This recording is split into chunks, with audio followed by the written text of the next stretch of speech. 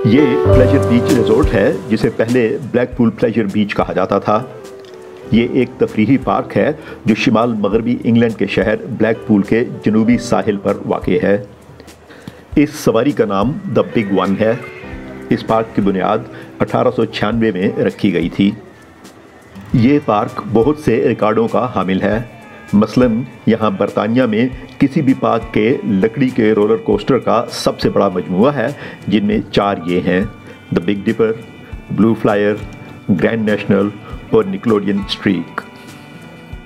इस नीले रंग की सवारी का नाम इन्फ्यूजन है और ये उल्टी सीधी बाल खाती ऊपर नीचे होती हुई 109 फुट की बुलंदी तक जा पहुंचती है।